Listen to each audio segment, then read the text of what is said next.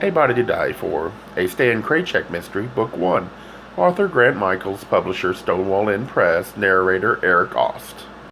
A Body to Die For, writer Grant Michaels, Stonewall Inn Press. Dedicated to Sharky.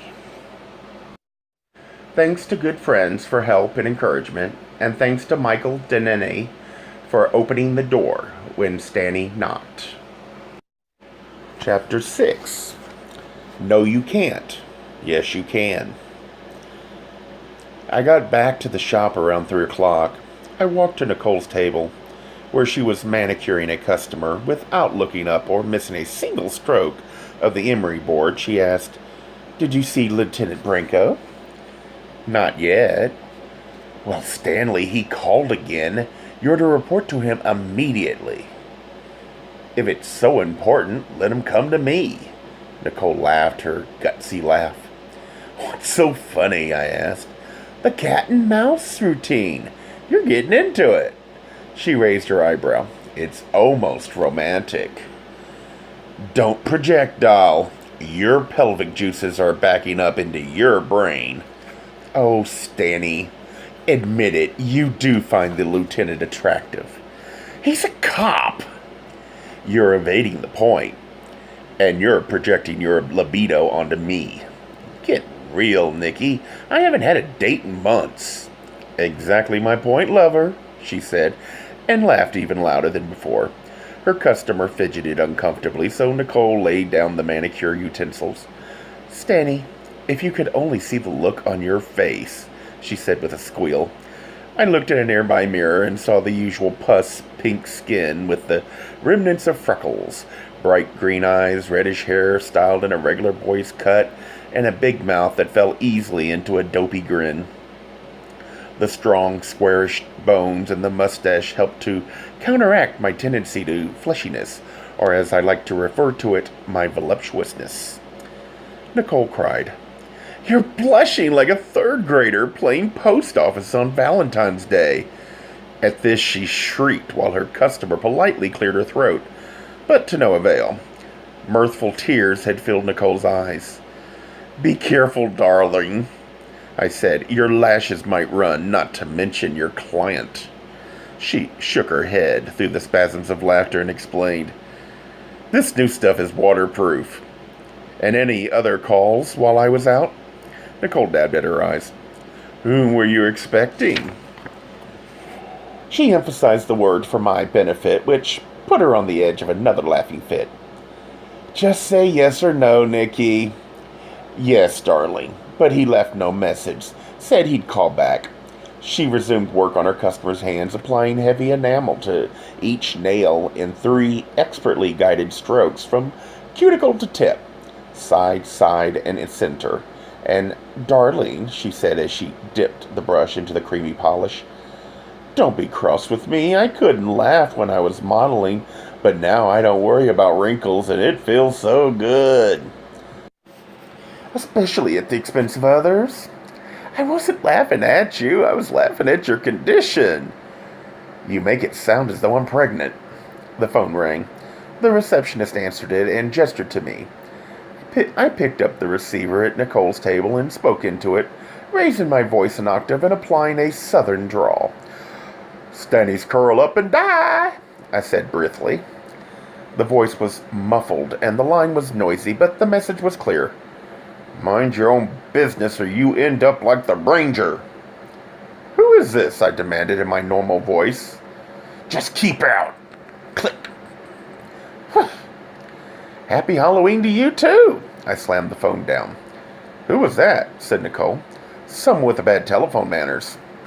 "What did they want?" "Nothing. It was a crank caller." Nicole continued manicuring her customer. "We get plenty of those." I nodded. No kidding. This one even tried to sound threatening, but it was half-hearted. Nicole stopped her work. "Stanny, are you serious?" "Yes," I answered nonchalantly, not sensing any real trouble from the call. Then I thought a moment. They'd said the Ranger, so it was someone who knew I was involved in this mess. That narrowed it down to a specific handful. I asked Nicole, "Did we get the Herald today?" "Oh, I meant to tell you about it. They're really outdone themselves this time. You're a co-star with Calvin Redding. What do you mean? Go read it. She nodded toward the newspaper rack in the waiting room.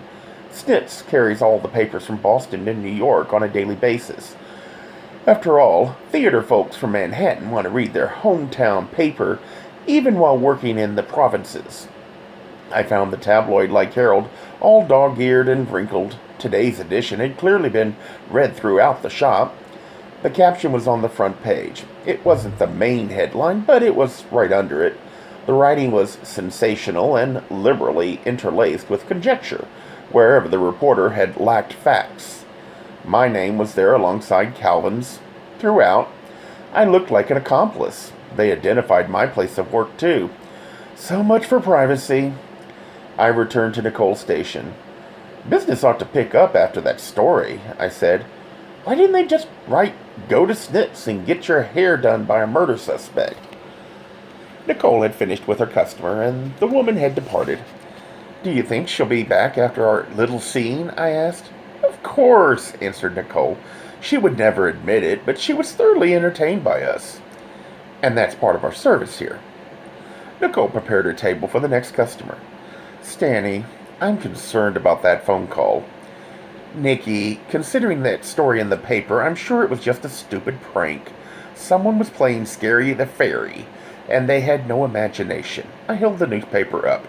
Anyone who saw this could have made that call to me. Nicole added, That may be true, but what exactly did the caller say? Just told me to lay off, and with the distortion, I couldn't tell if it was a man or a woman. Maybe now you'll agree that you should leave the detective work to the professionals. It might be safer. Nikki, I told you before, the pros are the ones who suspect me. Anyone I don't feel any danger, especially from a call like that. I looked around the shop and noticed that Ramon, the shampoo boy, was absent. Doll, I'm wondering, you wouldn't by any chance have solicited someone, I'm thinking of a particular staff member, to make that phone call just to put the so-called fear of God in me and get me off this case? Nicole looked offended. Stanley, how could you? I'll confess to occasional choreography of an event if it's not about to happen on its own, but I've never stooped to something as common and cheap as an anonymous phone call. That it was obviously someone with less class. Obviously. And I'm hurt that you could even think it. I apologize, but I know how much you want me to stop nosing around Roger's murder. True, but I need your support, doll, not another roadblock.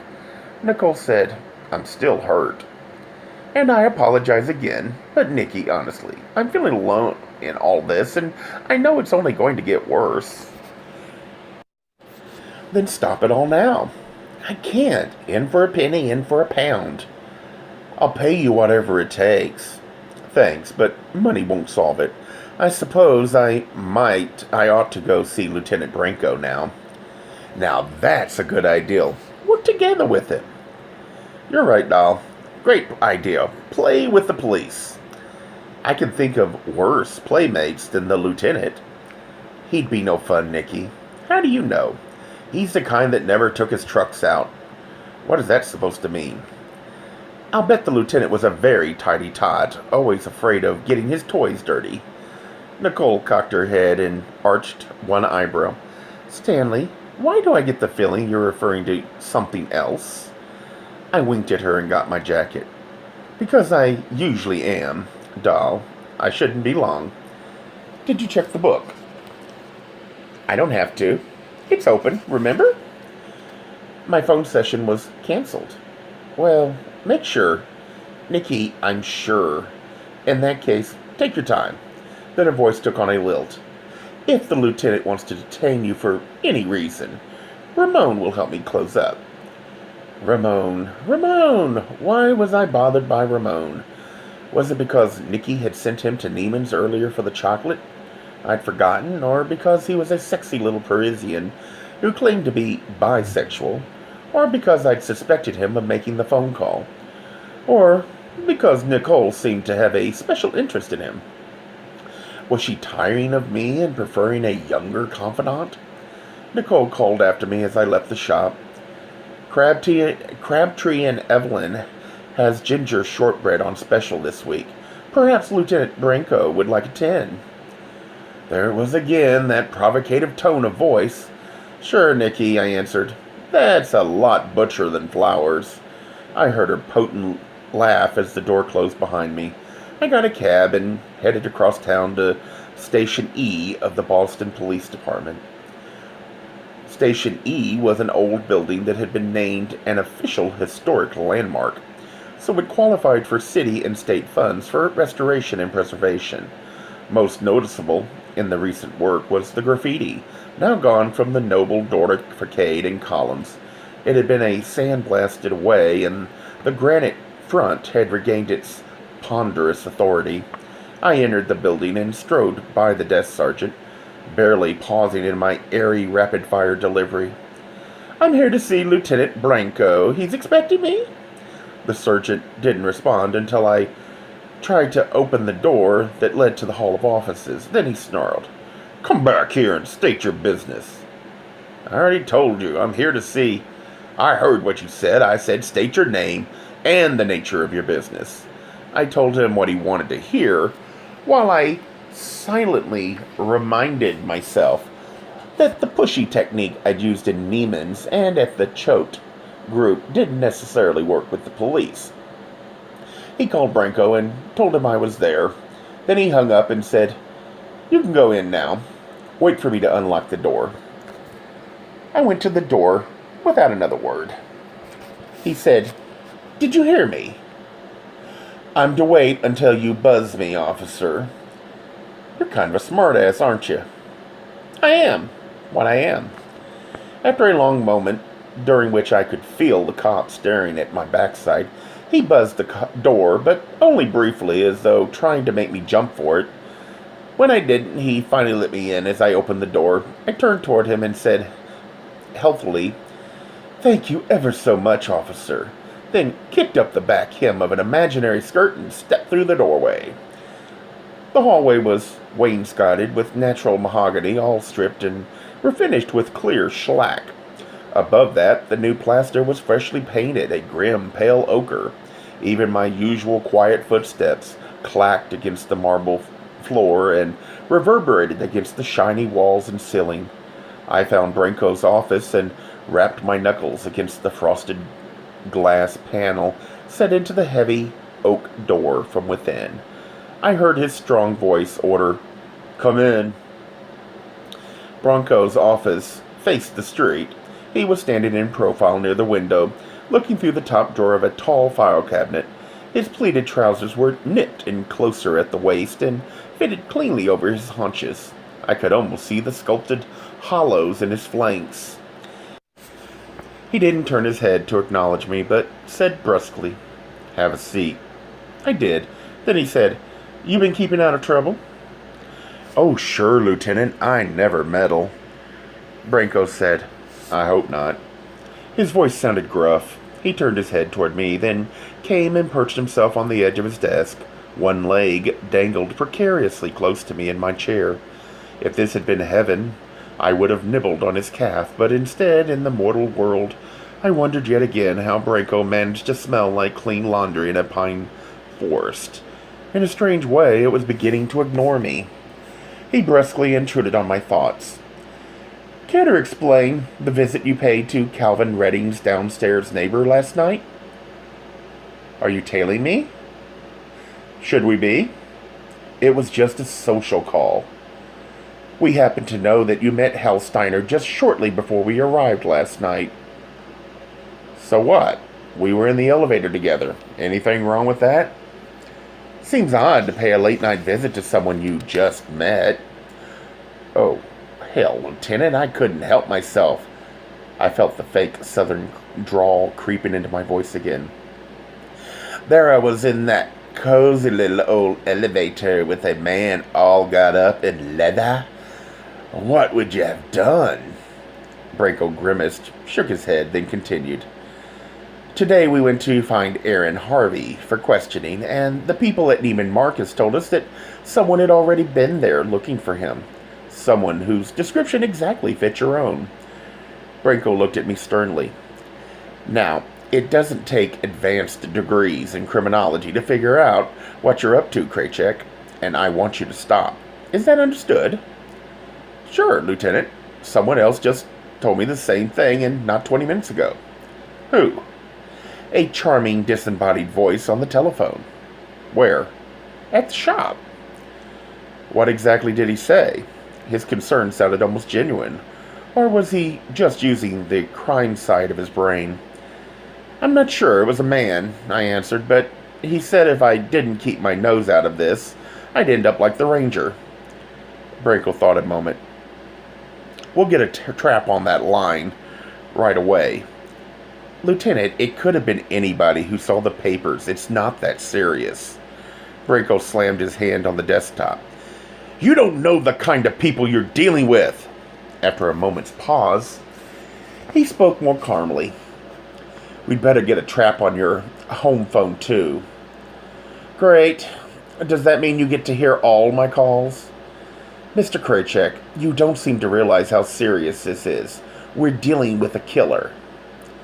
You have the killer in your hands. It's Calvin. Calvin Redding didn't make any phone calls today. That shut me up.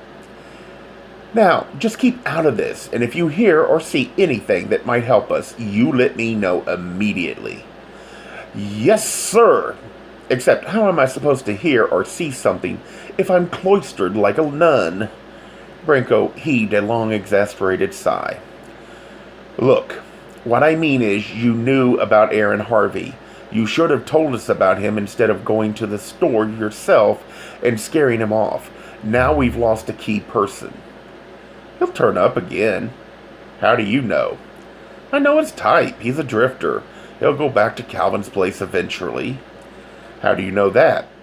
Hal Steiner told me last night. Branco grunted, then said, That's all for now. He stood up and went back to the file cabinet as if to dismiss me. That's it? You just wanted me here to slap my hand? I've got work to do. Okay, I'll go. Geez, your bedside manner is rough.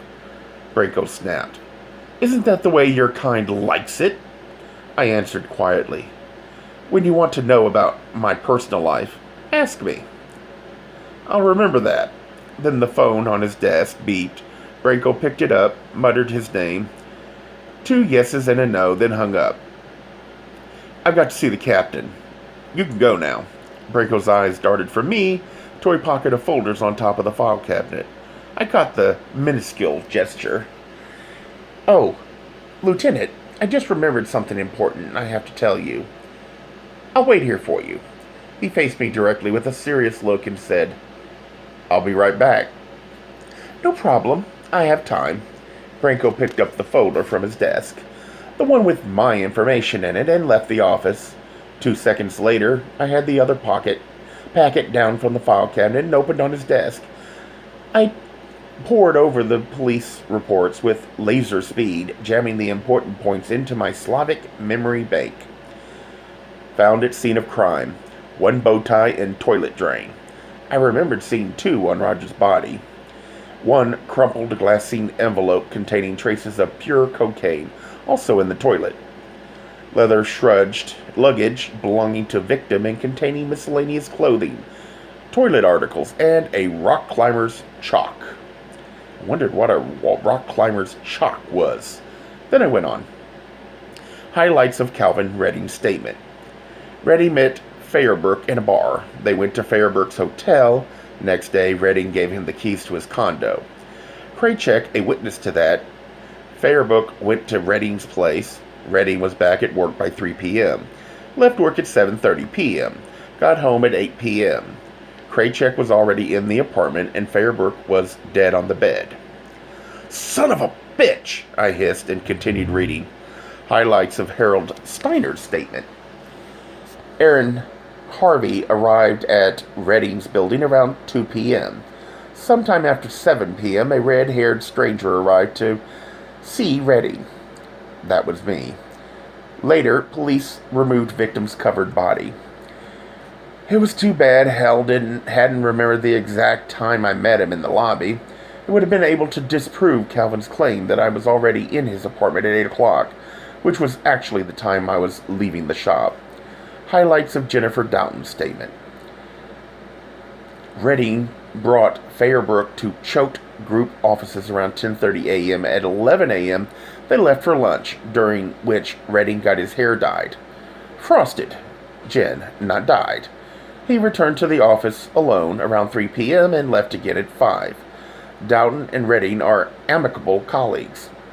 Fortunately, the police had been to the choked group before I had to see my visit wasn't in the reports, which is how I wanted to keep it. I continued reading.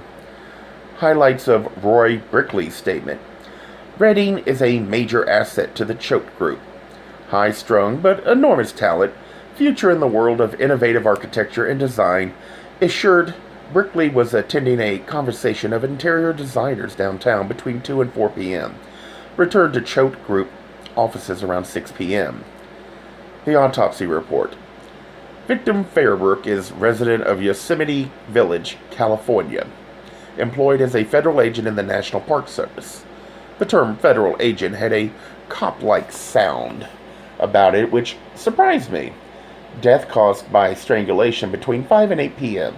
No drugs in bloodstream. Rectum contained sexual lubricant. No trace of semen. Victim had not achieved orgasm. At least Calvin had played safe, I thought, but I wondered whether he'd penetrated Roger before or after he killed him. I found some other papers showing what else the police had found out about Calvin Redding, including his lawyer's name, J.T. Rollum.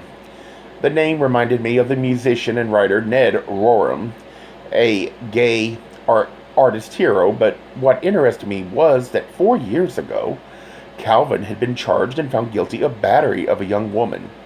He'd appealed the case, though, and was somehow acquitted. That must have been just before he went to Europe.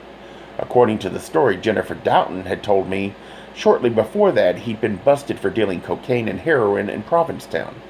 But he pleaded incompetency from drug abuse, and the charge was dropped. One thing was clear. Calvin's past had enough active crime to convince me that killing Roger was the next logical step for him. I wondered how he was planning to slip out of this one, and I was hell-bent on preventing it from happening. Suddenly, I heard footsteps coming down the hallway. I quickly put the papers back in their folder and returned the packet to the top of the cabinet. Just seconds before Branco barged into his office, he glared at me, then at the packet on top of the cabinet. "Everything all right in here?" I sat calmly in the creaky oak chair. "Sure. The captain saw you come in and wanted to verify something. He just heard about you. Didn't know I was so popular. Seems you were in Cambridge earlier today at the place Calvin Redding works." "Who told him that?" Branco didn't answer me, but went to the folder packet lying on the file cabinet. He studied it carefully and lifted the cover as though looking for some clue of my mischief. "The captain believes you might be Redding's accomplice trying to cover his tracks. So he reads the Herald, too. Well, he's wrong. I'm trying to clear myself, and if that means convicting Calvin, so be it. Maybe you're just double-crossing Calvin Redding." "Is that your idea or the captain's?" Branco answered with a grunt. Then for a few minutes he stood silently at the file cabinet. I could tell something was bothering him. Something had happened after he'd left me to go talk with the captain. He sighed heavily, then spoke into the air as though thinking aloud. "I'm not sure it's the right time to bring this up." He glanced again at the packet lying on top of the file cabinet before him. "Spill your guts, Lieutenant." After many minutes, Branco returned to his desk and sat down to face me. "I probably shouldn't even discuss this with you, but there's no time and little choice." "Throw caution to the wind, Lieutenant. I always do." Branco toyed quietly with a pencil for a minute, thinking. Then he spoke. "I have a feeling, strictly personal, that this case might fade away unsolved." "What?" He nodded. "It's a feeling, but it's strong." "Why?" I asked. Branco paused as though he'd already said too much, but now realized he couldn't go back. "Let's just say that sometimes a case isn't given full attention because of the people involved." "You talking protective immunity for someone?" I'm talking the captain doesn't feel too warmly toward the way some men choose to live. Meaning?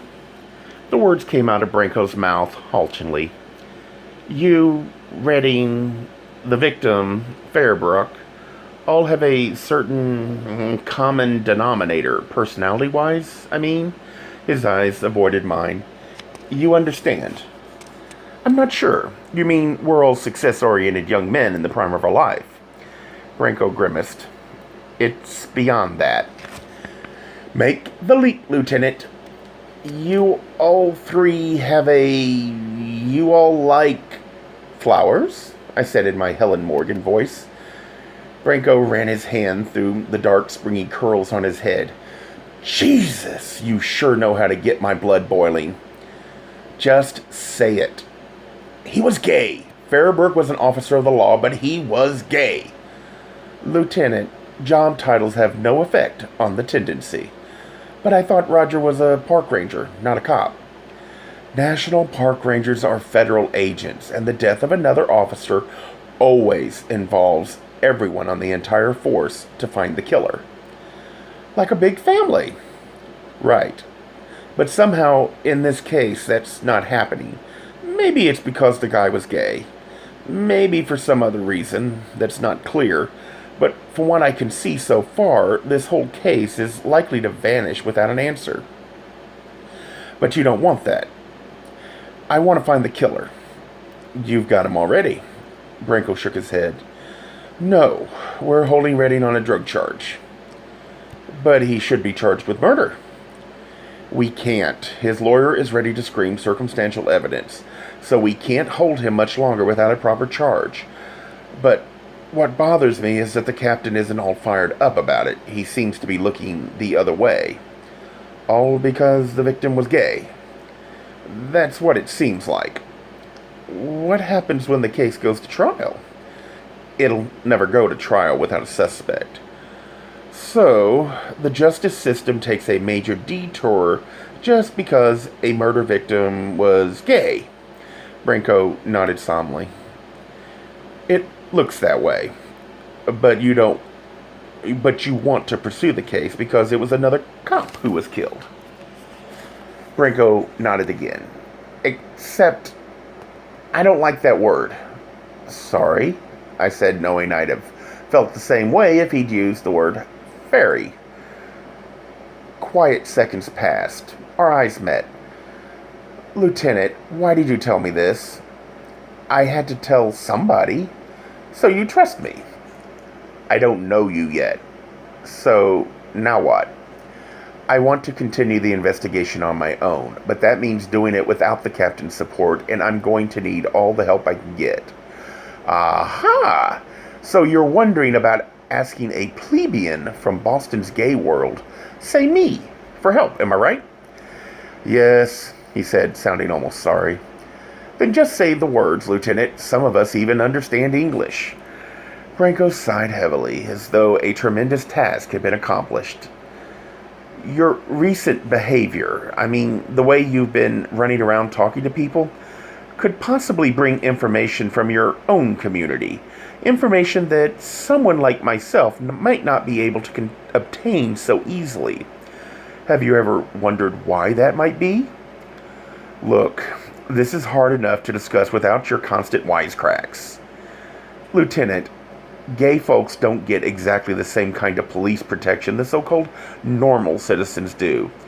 Here, a few hours ago, I was a suspect in this case. You still are, technically. Damn it! Then how can you expect me to help you? Do I favor for you? When you won't bulge a micrometer in my direction, why should I, Lieutenant? What's in it for me?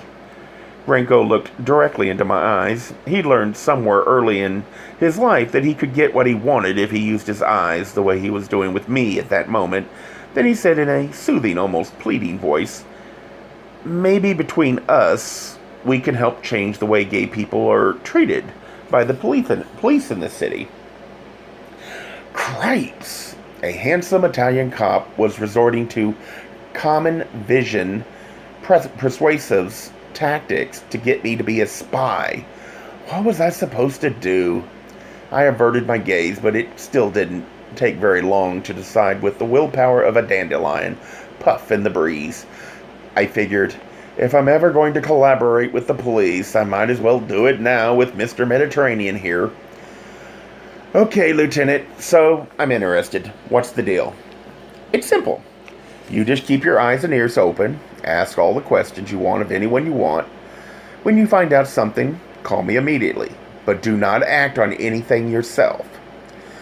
So, contrary to your previous admonitions, I can now meddle to my heart's content. Is that right? No, not meddle. Ask questions. Look around. But you won't try to stop me. That depends. But I'm not a suspect anymore, right? I won't look for reasons to book you, but I can't grant you immunity if sufficient evidence arises. It sure is a lopsided arrangement, Lieutenant, but if it means the pressure is off me, I'll do it. I'm only asking for your help. It's no more than that. You can call me whenever you have information anytime. 24 hours. Here's the number from my private line. He handed me a card that read Lieutenant Vito Branco, Homicide Division, Boston Police Department, and showed his private telephone number. I took the card and remarked, I suppose this seals the pact, huh? I suppose so, he answered dubiously, as though he hadn't completely measured the risk involved. One thing must be clear, though, Stan. I recognize the use of my first name to galvanize my trust. This is all off the record. It's totally against regulations. The captain would have my ass. Lucky captain, I thought. Then I took a bold step. I said, Sure, Vito. Just to keep us on an equal first-name footing, I can understand that. You wouldn't want to be caught colluding with a gay hairdresser. Branco winced. Lieutenant, what if Roger hadn't been a cop? Excuse me, a peace officer. What if he'd just been an ordinary gay person? Would you still want to pursue the case against the captain's wishes? Branco said, Personally, I don't care how people live, one way or the other, as long as it's harmonious with others in society. The captain has his own opinions about what's right and wrong.